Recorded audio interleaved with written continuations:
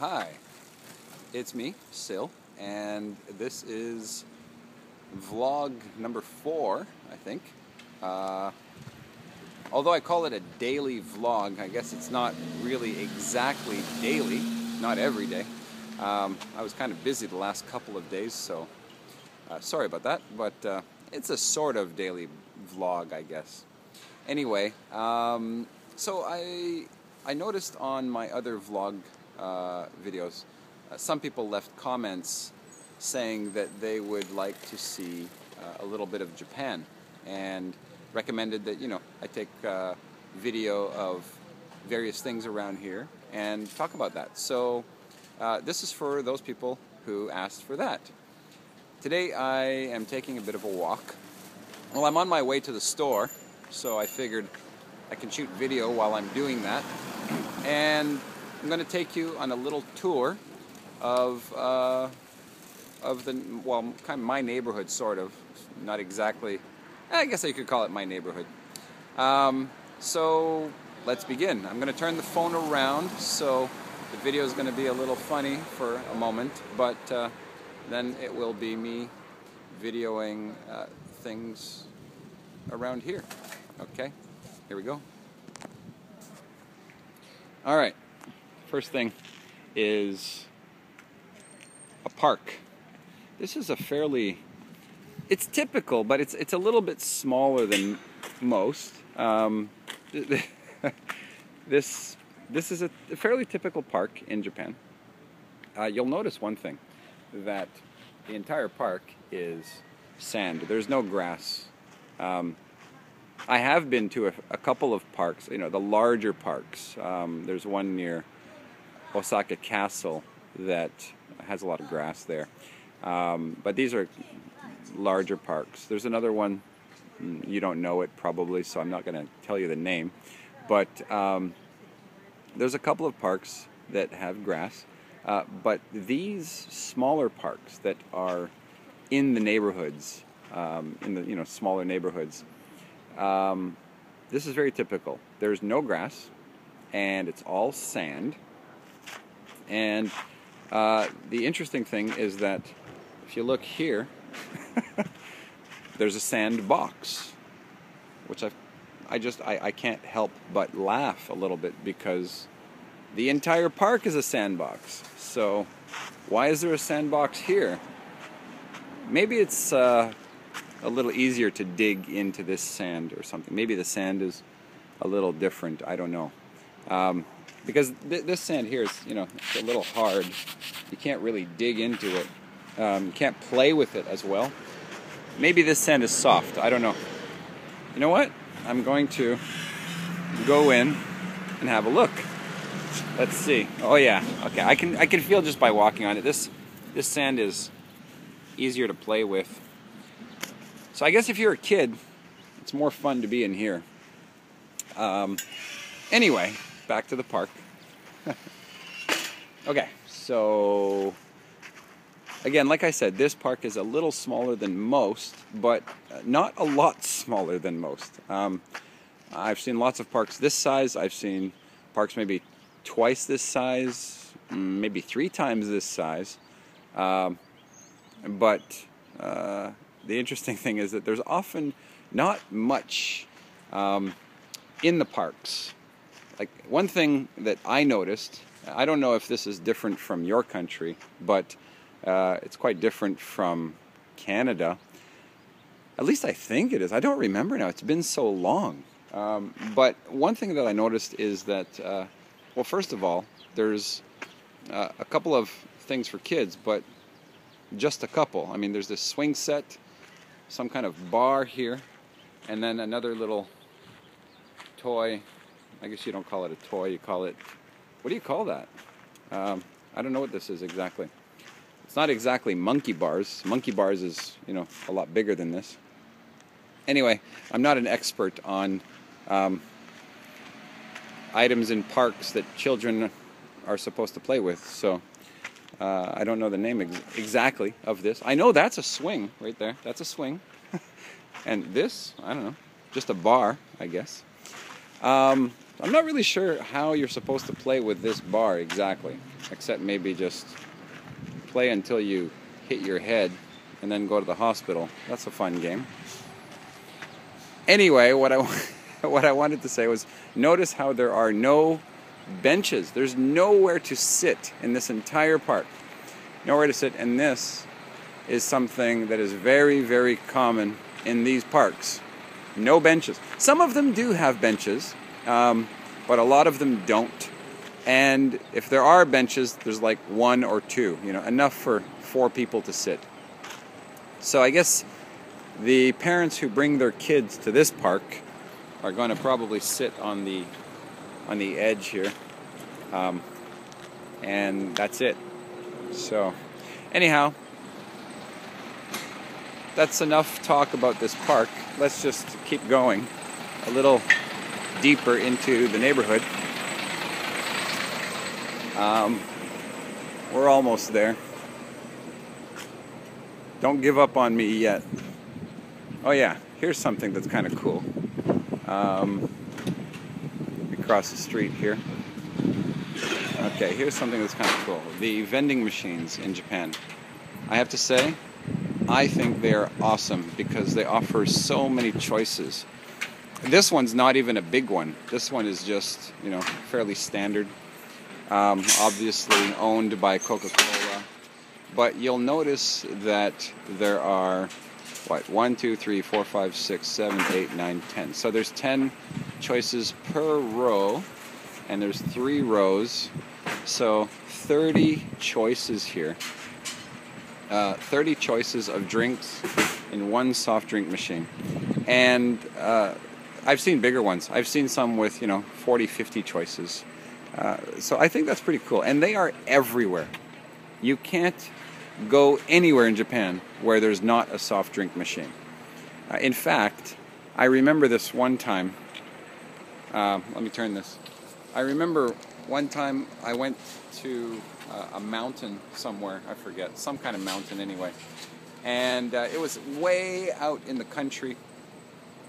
Way out in the country. We had to take the train for, 45 minutes to get there. And we were kind of, getting a little bit further from the train station and climbing mountain or large hill, I don't know. Anyway, it's kind of a small mountain. Climbing the mountain, and there were no more stores near us or nothing around us. A couple of farmhouses basically. We were really in the country, and I'll always remember this. We're in the middle of the country. There's a couple of rice paddies. We're in the middle of rice paddies, basically. And there, just one single solitary Coke machine. Just, I didn't even understand it. They ran power out to this one machine just to run it. And I've always thought that was really funny. But also, kind of cool. You can get a drink anywhere, anytime. Of course, I'm sure that if you go deep enough into the country, there are areas where there are no soft drink machines. But anyway, it's hard to get to a place where there's no drink machines or convenience stores in Japan. The convenience stores here really are convenient because they are everywhere and they're always close by. So I think the word convenience really applies here. So anyhow, let's continue with a little tour of the neighborhood. So we're going to go that way as soon as the car goes by. Okay, here we go. All right. Okay, so let's see here. What do we have? Here is a bookshop. I don't know what things are like abroad, but bookstores seem to still be doing fairly well in Japan. Personally, I read most of my news and articles online. Most magazines seem to have fairly comprehensive coverage already online, and I don't think I've bought a paper magazine in maybe 5 years or more. And well, I'm sorry, that's not true. I have, usually for airplane rides. If I'm flying somewhere I'll want something to read, and I'll buy a magazine. But other than that, I haven't bought a magazine in a very, very long time. So it's interesting to see that they're still doing okay here, or at least they seem to be. I'm sure that they're declining somewhat, but well, I don't know. I don't read Japanese magazines because it's all kanji, and even though I can speak Japanese, my Japanese reading skill is not that high, really. Now here's a shop. Can I even read that? No, I can't. I can't read it, but I can tell you what it is. They sell chicken. All kinds of chicken. Let me have a look here. Toriten, so I guess like tempura chicken. Well, it's all tempura chicken, I guess. There you go. It's tempura. It's fried chicken in a tempura type batter. And they have some crispy chicken for 200 yen. I don't know if you can see that. Okay, so let's continue. Here we have a little jewelry store. I don't buy jewelry either, so I'm not really sure if that's a good place to go or not. If you go, let me know. Here's a bakery. This is fairly typical of bakeries in Japan. Quite small. Usually, you know, of course, if you go like into the city center, then you're going to get much bigger bakeries. But here, in a small neighborhood like I live in, bakery is very small. Usually these bakeries, I mean, in this area alone, I can think of, you know, maybe within a 10-minute walking distance, I can probably think of 6 or 7 bakeries. And they're all, you know, small family-owned businesses. This says, if you can, well, you can't read, well, if you speak Japanese, or if you read Japanese, then you can read that. But for those who can't read it, that says Apple House. And Apple House is the Japanese pronunciation of Apple House. Apple House is a real estate agent. So if you need an apartment, it's not that popular. You know, a more common one, a much more popular one in Japan is Eiburu, I think, and Appaman shop. So if you need an apartment in Japan, go to Appaman shop or check out their website. Little cafe here. I've been there. It's all right. And here we.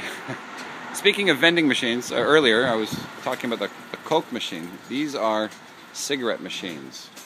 Now, here there's 3 altogether because that there is the window for the smoke shop. So normally you don't see 3 side by side. But again, as you can see, there's lots of choices for cigarettes. So if you're a smoker, Japan is kind of heaven for you because I think most other countries in the world, especially in the West, have pretty much banned smoking from anywhere, haven't they? Here in Japan, if you go to a restaurant, there's usually a smoking section. Some restaurants are converting to non-smoking. Little by little, it's starting here. It has been going on, I guess, for a few years. But it's going slowly, so I imagine that it will be a while before we get to the point where there's really, you know, no smoking in any restaurants and bars. You can smoke in all the bars. Oh, here's a little cake shop. Little cake shop, dessert shop. Because they don't have just cake, they have, but it's mainly cake from what I can see. Anyway, so yeah, if you're a smoker, you can smoke pretty much anywhere. Any bar will let you smoke. 99% of restaurants will let you, well, 95, I don't know. A high percentage, anyway, of restaurants will let you smoke. And yeah, so if you smoke, move to Japan. You'll love it. If you don't smoke, don't come to Japan because you'll probably hate. Every time you go out, you're going to be like, oh my god, that smoke, it stinks so bad. Okay, here, here's a name that if you come to Japan, you should remember. It's called Daiso, as you can see there, written in English, and there, written in katakana, Japanese. Daiso is a very popular shop because it's the equivalent to a dollar store in North America. I know in Canada, dollar stores are very popular, and in Japan, these Daiso shops, everything in these Daiso shops is 100 yen. So 100 yen right now at current exchange rates is about $1 US, maybe 98 cents US or something like that. So it's even cheaper than a dollar. And they sell all sorts of stuff, you know. I mean, here just from the window I can see they got pliers and glue guns, tape measures, little hand saws, you know, wooden spoons over there for your kitchen, cutlery and flatware, or not cutlery, yeah, flatware, glasses, wine glasses. So they got all sorts of stuff. But they're generally a little bit small. If you want more selection, you'll need to try to find a bigger one. This one's not too bad. I come to this one occasionally, and it has a fair selection, but all of these shops, if they're small, you know, they all have to carry the basics. So I find that the selection is quite limited. And if I need, you know, for example, if I need like a little cable for my computer or something like that, most of these have it. But if I need a HDMI cable, only the bigger ones will carry that. So, all right. Anyway, so I'm walking around near the train station here. That's the train station. That's the train leaving from the train station. Actually, I don't like that train because it's really, really slow. And it's funny because well, I can't, you know, from here I can't show you, but the train stations on this line are all extremely close together. I'm going to walk back. You can have a look around while you listen to me talk. Anyhow, so yeah, that train line, the train stations are really close together. And, excuse me, one day maybe I'll take a video of it. But there's one station that you can actually just stand outside the station, and if you, or I'm sorry, from within the station, if you are standing on the platform and you look down the line, like down the track, you can actually see the other, like the next station down. And what was really funny is that when I noticed this, I think I realized that the space between stations was actually not much greater than the actual length of the train itself. So between stations, sometimes, you know, you exit one station, and not before, but shortly after the train has completely left one station, it's starting to enter the next station. And a lot of the stations on that line are very, very close together. So it makes it kind of a pain to get anywhere far because you're constantly stopping. They have express trains, but well, they have like 5 different types of trains. One being, you know, there's the local train that stops at every station, and then there's the, I don't know, semi-express, which stops, you know, every 3rd or 4th station. Then there's the limited express, then there's the express, and there's the super express. And, you know, depending on where you're going, you might have to change trains 3 times, you know, because the first train you get on stops at every station. And then when you get to a slightly larger station, like a node, I guess, I don't know what you would call that, but a slightly larger station where the semi-express trains stop, then you get off, and then you get on a semi-express train, and then you have to go to, you know, the next larger station, basically, where the limited express stops. And then you have to transfer to the X-ray. It's crazy. It's crazy. So I don't like that line. Anyway, I'm back to the park that I was talking about. And I'm going to end the video here because I think that's enough video for one day. If you have managed to watch this entire video, first of all, thank you very much. And second of all, congratulations. That's fantastic. So that's it for today. And I will come back with more daily vlogging soon. Maybe tomorrow even. Maybe even today if I feel I have something interesting to show you, or maybe something interesting to talk about. Or maybe not. Maybe I'll just talk about something boring. I'm not really sure yet. But anyhow, that's it for now. And thanks for watching.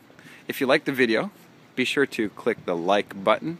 Share it with your friends. Tell everybody about my channel. And don't forget my website, sloweasyenglish.com. It's easier to find more videos like this there. The organization is much better than on YouTube. YouTube kind of presents random videos, and that's great. And you have the playlists. But the organization on the website that I have, I think, is a bit better. And I also have other things, not just videos. So don't forget to check that out, okay? Thank you very much, and we'll see you next time. Bye-bye.